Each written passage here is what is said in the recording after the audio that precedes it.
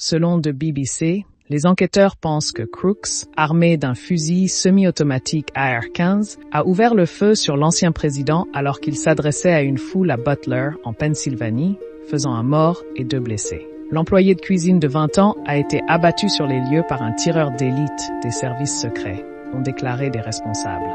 Comme il n'avait pas de papier d'identité sur lui, les enquêteurs ont eu recours à l'ADN pour l'identifier, a précisé le FBI. Selon le journal Pittsburgh Tribune Review, il était originaire de Bethel Park, en Pennsylvanie, à environ 70 km de Butler, le lieu de la tentative d'assassinat, et semble avoir été diplômé en 2022 du lycée de Bethel Park. Les registres électoraux de l'État montrent que M. Crooks était inscrit sur les listes républicaines, selon les médias américains. Il aurait également fait un don de $15 au groupe de campagne libéral Act Blue en 2021, de Pennsylvanie, Ohio et Virginie-Occidentale.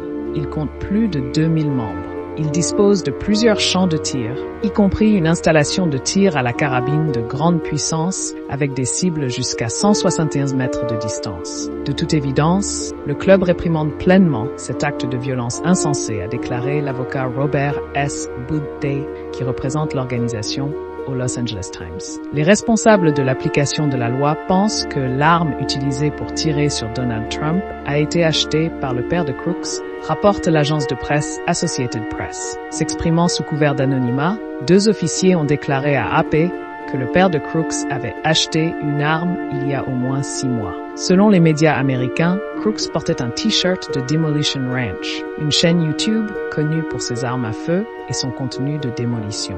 La chaîne compte des millions d'abonnés, présentant des vidéos sur différentes armes à feu et engins explosifs. Le lendemain de la fusillade, des sources policières ont également déclaré à CBS, le partenaire américain de la BBC, que des engins suspects avaient été trouvés dans le véhicule de Crooks. Selon CBS, le suspect avait une pièce d'équipement disponible dans le commerce qui semblait capable de déclencher les dispositifs. Des techniciens en bombes ont été appelés sur les lieux pour sécuriser et enquêter sur les engins. Les agences enquêtent sur le mobile de l'homme et sur l'implication éventuelle d'autres personnes. Nous n'avons pas actuellement de mobile identifié, a déclaré Kevin Rojek, agent spécial du FBI à Pittsburgh, lors d'une réunion d'information samedi soir.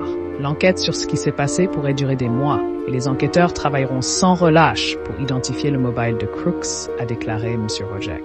S'adressant à CNN, le père de M. Crooks, Matthew Crooks, a déclaré qu'il essayait de comprendre ce qui se passe, mais qu'il attendrait de parler aux forces de l'ordre avant de parler de son fils. La famille de Crooks coopère avec les enquêteurs, selon le FBI. La police a bouclé la route menant à la maison où Crooks vivait avec ses parents. Un voisin a déclaré à CBS que les agents l'avaient évacué au milieu de la nuit sans avertissement.